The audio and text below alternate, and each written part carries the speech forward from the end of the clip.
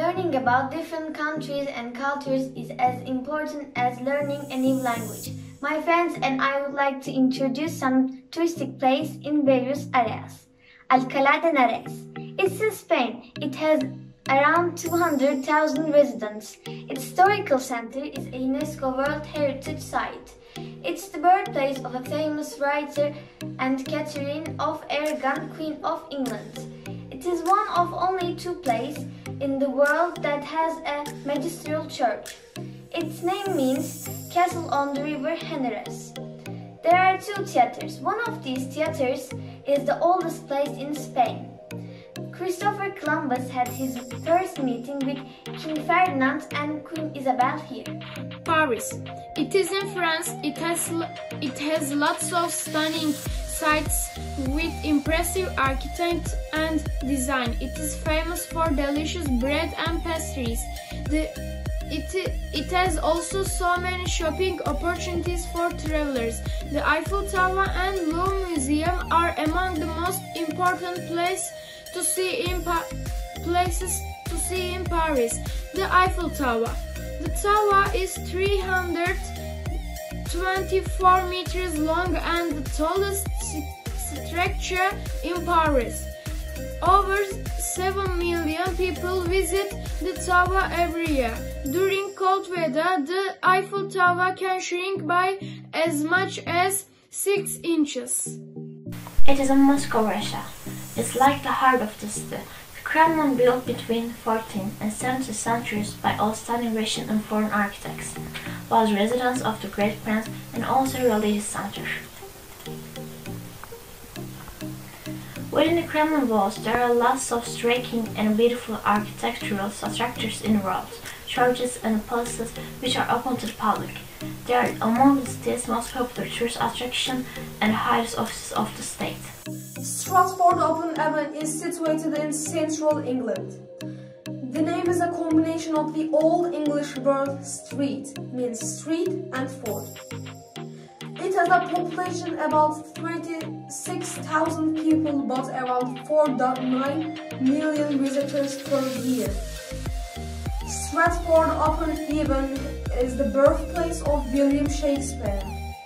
He was baptized on 26th April 1564, but he died on the 23rd of April 1616.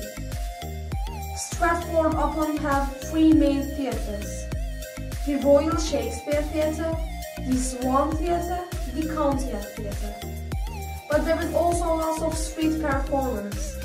If you prefer to relax, take a boat trip on the River Avon. But watch out for the swans. The name Avon comes from Avon, an old Celtic word meaning river. Are you feeling hungry? Stratford has a wide selection of tea shops, traditional bars and restaurants, and international cuisine. Now let's take a tour. This is the place that nurtured one of the world's greatest literary geniuses. This is Stratford-upon-Avon, the birthplace and final resting place of William Shakespeare. Shakespeare was born in this house on Henley Street on April 23, 1564. He was the third of 8 children, the first to survive infancy, born to glovemaker John Shakespeare and wife Mary Arden. Today, Stratford-upon-Avon is largely built on Shakespeare's legacy. The population is less than 30,000, but each year over 3 million visitors from around the world come here to walk in the footsteps of the immortal bard. Henley Street is a good place to start your tour. There is the birthplace and the Shakespeare Center. The street is lined with shops and cafes, and there are street performers to amuse and entertain. The birthplace eventually became an inn called the Swan and the Maidenhead, but it survived and was rescued by the Shakespeare Birthplace Trust in 1847. Charles Dickens helped to raise the £3,000 needed to purchase the building. It's surprising how much from Shakespeare's time has survived. Not far from the birthplace is his school, the King's New School. Imagine the role it played in shaping his life. It's believed this is where he saw his first play and performed for the first time as an actor. Just across the street is New Place, site of the home the successful playwright purchased for his wife and family in 1597, 19 years before his death. Many plays were thought to have been written here when he returned home from his work in London during the off-season. Nearby is Hallscroft, the home of Shakespeare's daughter Susanna and her husband Dr. John Hall. Actors in period costume were filming as we passed by on the way to Holy Trinity Parish. This is Shakespeare's church. He was baptized here 3 days after his birth and was laid to rest here in the chancel after his death at age 52 on April 25, 1616. A marker over his grave reads, "Good friends, for Jesus' sake, forbear to dig the dust enclosed here. Blessed be the man who spares these stones, and cursed be he who moves my bones." Stratford meant to keep its favorite son from ever being moved. Anne and other family members are also buried with him.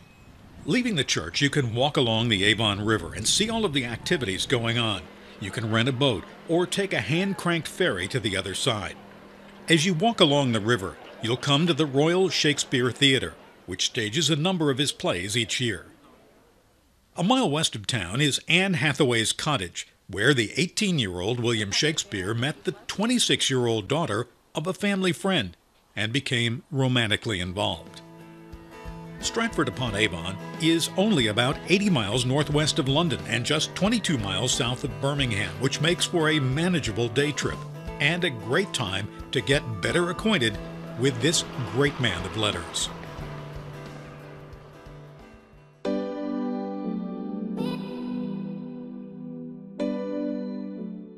Das Gebäude des Deutschen Reichstags wurde 1884. Die neue und moderne Version des Deutschen Bundestages wurde 1995 als eine Kuppel erbaut.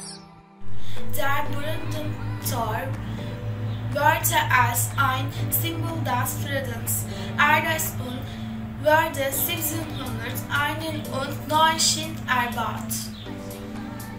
Der Berliner Fernsehturm ist mit 368 Metern das höchste Bauwerk Deutschlands sowie der vierthöchste Fernsehturm Europas. Das höchste Fernsehturm erfunden.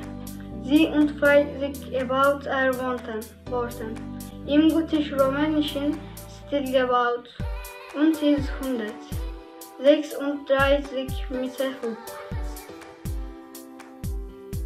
Die Schönheit der Wiener Stadtstupa ist ein architektonisches Wunderwerk am Wiener Ring aus der Zeit von Kaiser Franz Josef I.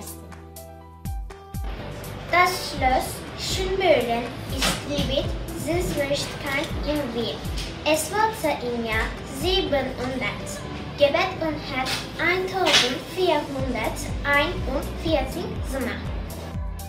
Der Prater ist ein großer Park mit nostalgischen Fassgegenständen und einer berühmten Riesenrad von 1897. Die Altstadt besteht seit der Stadtgründung im Jahre 1191.